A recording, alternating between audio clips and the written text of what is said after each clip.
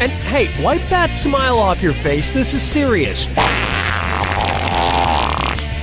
Okay, just kidding. The San Francisco Otter Choir. Free concerts every Wednesday, except for mating season.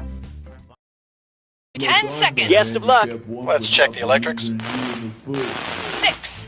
5, Can fade to black. 3. They're Branniger in the Hawk.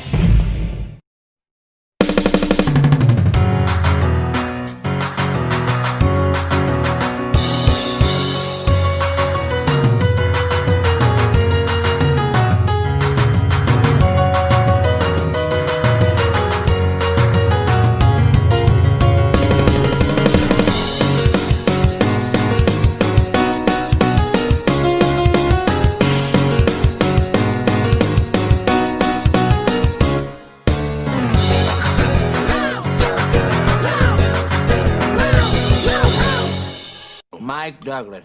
Oh, Mike Douglas. You know, Mike Douglas used to make me moist when I watched the show. I admit it, I would get moist when I watched the show. Only white man ever did that to me was Mike Douglas.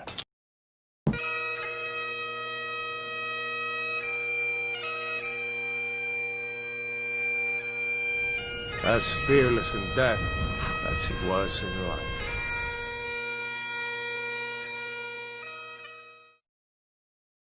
God bless his soul. May he rest in peacefully. I'm the Loud House Critic, one guy with 1,000 views and all the episodes I must review. You know, I kind of got pretty upset when I heard about Fred Willard actually passed away during the middle of May. As much as I'm gonna miss him and Chadwick, aka the Black Panther. I know I should have reviewed this episode back in May, but somehow it was the perfect kind of month for me to actually do it when it was Lisa Loud month. And with that being said, I decided to review Geriantics. It is overall the 175th episode, and it is the 26th episode of season 4 of The Loud House. I really don't know if this episode was kind of foreshadowing on Fred, the voice actor of Albert Pop Pop, but I really enjoyed this episode as much as I enjoyed The Mad Scientist and Friend or Foe. But does this episode really stand up? Let's find out and review all the good stuff. Today's Loud House Critic episode was requested by Mixo Time with Emil, Aaron Patrick, and Denny.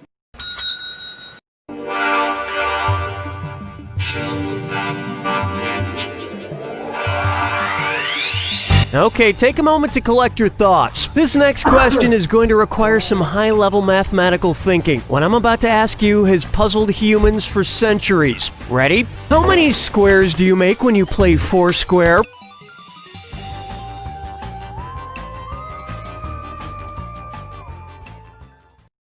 And that's why you never mix rhenium and terbium. The end. I love a happy ending. Oh, don't we all? As a matter of fact, I'd like to know what kind of story did he read her? Me too. Oh, how's your project going? Your mom said you had a big breakthrough. Indeed I have. If my work continues to progress this pace, human teleportation should be a reality in 73 years. Yeah, wouldn't that be like Star Trek: The Next Generation? By the way, there's something I forgot to mention in last week's review. Do you ever notice that Lisa actually sleeps without her glasses? Well, in The Mad Scientist, she never took her glasses off when she was in bed. Did anyone else know that at all? That's fantastic, kiddo. I'm sure sorry I won't be around to see that, but I know you can do it. Now, where's my Lisa hug?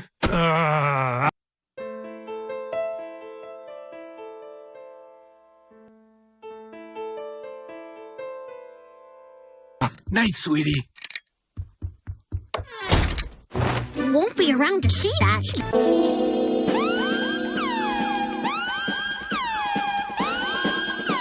But I'd already penciled him in to be my +1 for the Nobel Prize reception. I need to make sure Pop-Up will still be around in 73 years. And our friend Science will help. That's not gonna be easy. 73 years. Yeah, I'm kind of getting that this was foreshadowing the voice actor for Pop Pop. I don't even know if the show was actually predicting that or not, but somewhat for being a smart kid, she doesn't understand the meaning of life. I better put on a pot of cocoa. This could be a light one. I don't know why, but I love season 4's development on Lily. She starts to get more personality whenever she's getting at her huffiness or, I gotta do this, I gotta do that. or good God, or whatever. Face gestures. Jesus Christ, Lisa, did you even sleep at all? But anyway, Lisa actually finds something to show Lily what she's going to do for Pop Pop. Look here, Lily. There's a village in Italy whose residents live well into their hundreds. This woman is 126 years old. That sounds exciting. Oh yeah, and I remember long ago, there was an old man in China who lived to be 120 years old because he worked out and he ate right. Hell, he even got to eat tofu while he was at it. And he was single too. This old man, he played fool. Now his ass is grass for dropping dimes on my crew. Excuse me. I know. I see. You just want your pacifier. But if you understood, you would be impressed.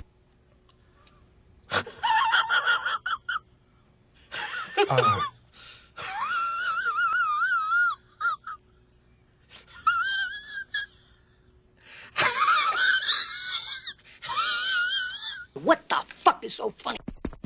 Now all I need to do is apply the basic principles of their healthy Italian lifestyle to Pop-Up. Yeah, you shouldn't hear any of that shit.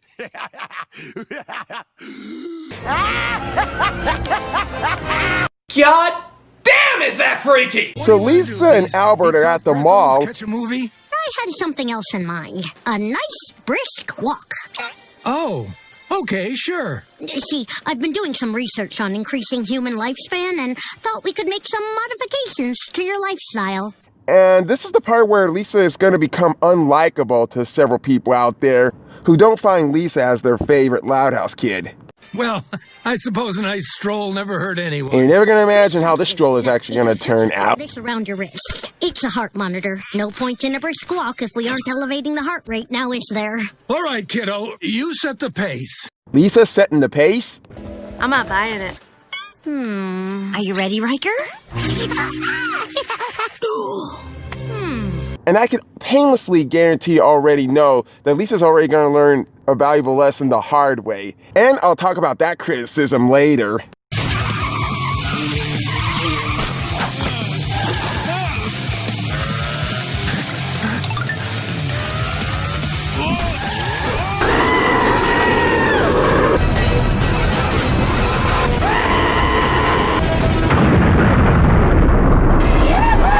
Okay, so after that, we come to the retirement home, as if shit couldn't possibly get any crazier. Or sick, if I do say so. Yes. This is even juicier than that Kobe beef I had in Kyoto. There's Myrtle, and that's still her voice actress. Well, I've seen disgusting shit worse than that. And fuck that. Think I got someone else's order. Nope. That raw fish is for you. I've made arrangements with the chef for you to get special meals from now on. Raw fish? You sick bitch! What the f*** is wrong with you? Oh. Is this part of my new lifestyle? Indeed. This nutrient-dense meal is sure to increase your lifespan. You'll be having it for breakfast, lunch, and dinner.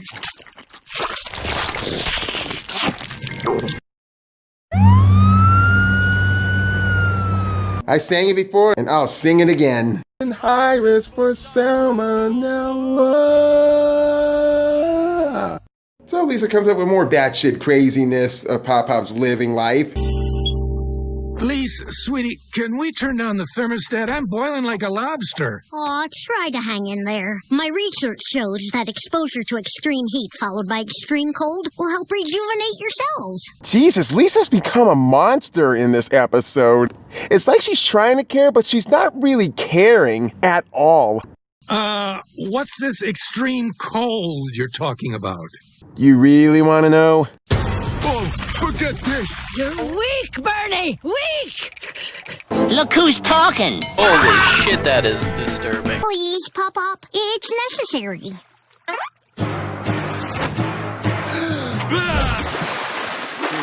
Hot diggity dog! Oh fuck this, the ice bucket challenge was cold enough for me already. I'm not freezing my nuts off again.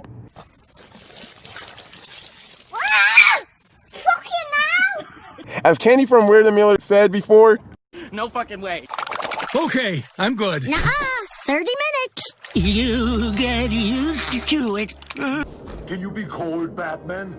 You have 11 minutes to thaw the burn. This is fucking torture.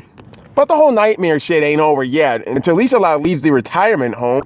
Okie doke. This is all the info you need for your new lifestyle. Please, stick to this guide. You know, you sound a bit like Principal Hudgens when he says stick to the book and the right stuff. I'll do my best, kiddo. Now, where's my Lisa hug?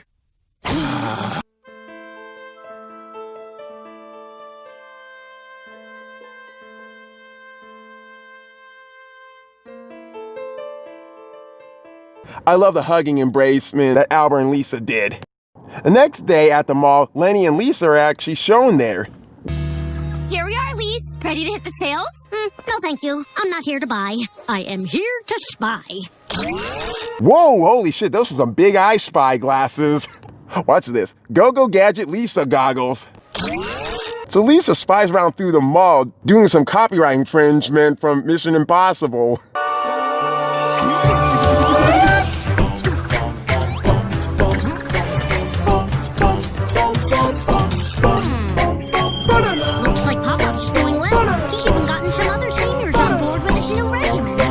I spy with my big eyes something small wearing a brown wig and loves to stalk everybody day and night. That's bloody charming, that is. Wait up, Papa! Never mind. I'll be going now. Al, hurry up! The bus is leaving! Hang on, my top coat's still wet. I cannot believe this shit that Pop-Pop's actually getting his toenails painted. By the way, did you hear how the way Bernie actually sounded? He sounded more like Seymour. Al, hurry up! The bus is leaving! Help! Someone call this maniac off! Get the picture? That wasn't the brisk exercise I prescribed. Guess I'm going to have to keep a close eye on him. But I'm going to need a disguise. Oh, going a little bit Miss Doubtfire, aren't you? So Lisa tends to do more spying on Pop-Pop, but in disguise. That was pretty sick, man.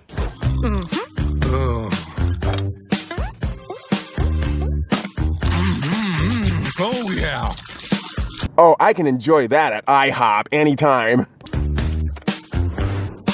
At least she's sticking to the cold pool. Cannonball! Oh, shit! Hey! Hey! Hey, it's warmer than bathwater. Kid, no pool water is warmer than bath water. I've been in 2 different pools before at a community pool place. One is really cold water when you go off the diving board to the deep end. And the other pool water, which is not too deep, right, there's a mix between that. It's not too cold, it's not too hot, but how the temperature is, it feels like it's just regular water temperature. Now watch out, I'm a shark. I suppose it is only human nature to resist change. Amen to that. It's always hard to change, even for me. But sometimes in life, like Rafiki said, change is good. Yeah, but it's not easy. But there must be some way to prolong Pop-Pop's life without requiring him to put in so much effort.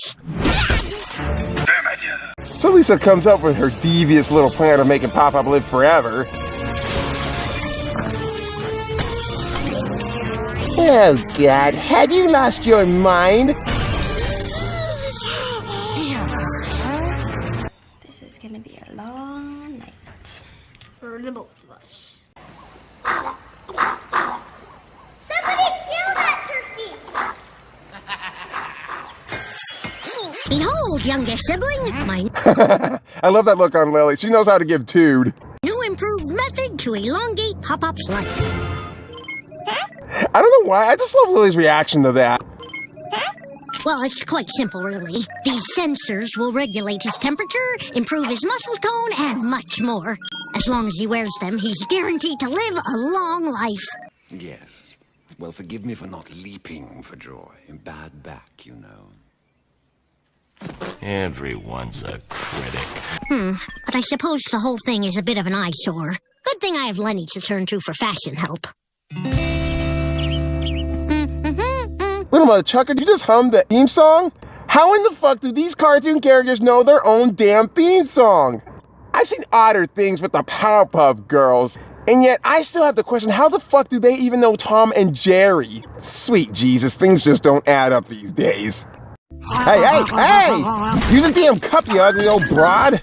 Oh well, maybe you won't live forever. No need to hide the evidence of your frozen delicacy, Pop-Up. I've made some adjustments to my plan, and you'll no longer be restricted to the raw fish diet. Oh, glad to hear it. What's with the change of heart, kiddo? I'm still unsure about that little statement. Change of heart. I realized that the regimen was too taxing, so I came up with an alternative. Ooh! It's not possible. Inside are sensors that will extend your lifespan without requiring any changes to your daily behavior. So I can go back to living my life the way it was before? As long as you're wearing the suit. You got a deal. That's a good looking suit, by the way, but somehow there's a bit downside to that. There always is. Target on the left, Pop-Up! I see him. Boom! You bring me in there and I'll show you some damage. Dang, Al, great suit. You're sure looking fly. Thanks. My granddaughter's made it for me. We're just on the way to the pharmacy for some gossip and lotto tickets. Want to join? I'd say that's right, but then I'd be lying. Richie, telling a lie. I'd love to take that offer, but I already spent $10 on a lottery ticket and just got $500 back in return. So, no thank you. Not so fast. Your suit's battery power is low. Come on, I set up a charging station in your room. Excuse us, gentlemen. Jesus! So, how long do I have to sit in this thing? The suit needs to charge for 3 hours. Are you shitting me? 3 hours? Are you fucking kidding me? All 5 of my tablets could charge up with an hour and a half. Then again, a few of my tablets can actually charge up to 35% in just 20 minutes. Guess I better wet my whistle first. You must remain perfectly still. The sensors cannot disengage from the charger. Bitch, can you actually give him the damn cup of water? Wouldn't kill you to just walk right there and just give him the freaking cup of water. I just pray that damn thing is not going to be charged so much often. Just 5 times a day.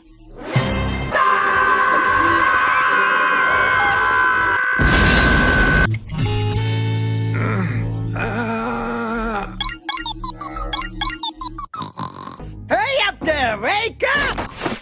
Fantastic! The suit is all charged up. What shall we do now, Papa? Damn, I mean, just damn. That sounds bad as me breaking my own back or a flamingo's neck.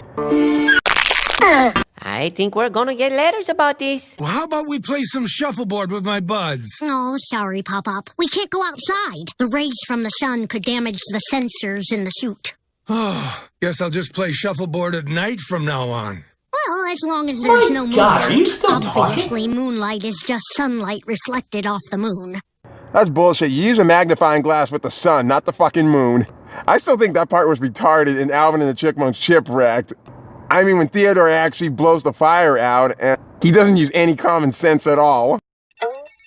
Oh, actually, I should probably head home for dinner. Wait, where's my big Lisa hug? No, you can't touch anyone. What? What? What? What? What?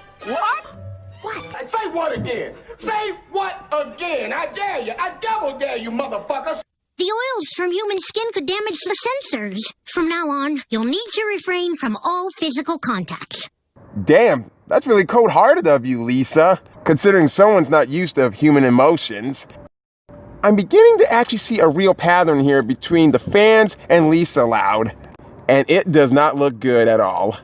Oh, so no more Lisa hugs? No more high fives with Seymour? No more dancing with Myrtle? Lisa, we need to have a talk. Hey, this is gonna be good.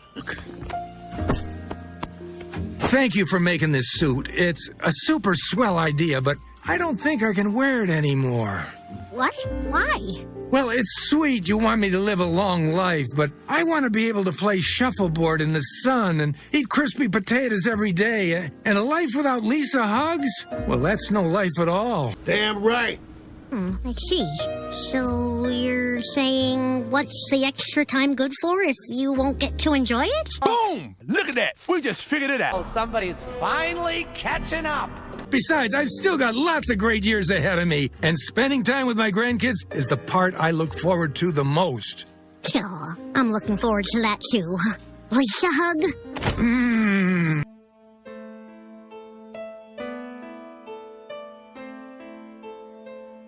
I love Fred's performance as Pop-Pop in this episode, and especially right here. So Lisa Loud actually gets rid of the suit, which is a complete waste of it. Could have kept it for something else. And she and Pop-Pop actually make it to the shuffleboard.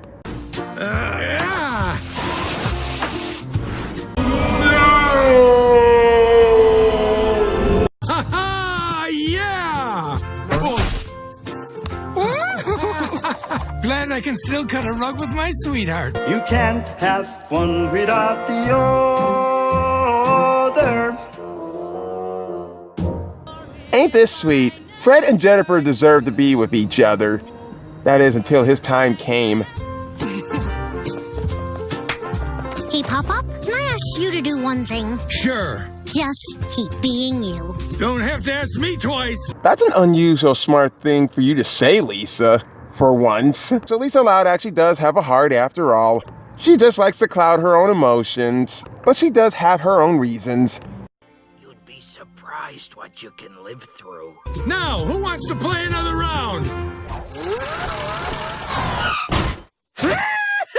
Scoots is gonna live forever! Is it too late for me to order my whacking stick on Amazon? There are the 4 titular squares, of course. Then there's the one big square they make up together. I was gonna ask how many squares there are in a tic-tac-toe board, but I didn't want to blow your mind. And that was Geriantics. Okay, so most likely this is actually a standard Loud House episode. Lisa Loud is just using science to actually try to make Pop-Pop live forever, but however, as much as everybody knows that Pop-Pop's voice actor, Red Filler, passed away. And by the way, the last episode that we ever saw him in was in Tough Cookies, but he had no dialogue in that episode at all. Some might argue and say that Lisa is really unlikable in this episode, but somehow I don't find that. I am aware that she is trying to complete her goal of making her grandfather actually stay alive forever, but somehow some things don't last for long. I mean, nothing lasts forever. When it's time for us to go, it's really time for us to go. However, Lisa actually puts Pop-Pop through all this kind of torture stuff that he does not really like. And face it, I wouldn't even like to do that shit either. I didn't get too much of a laugh out of this, but somehow I still quite enjoy it.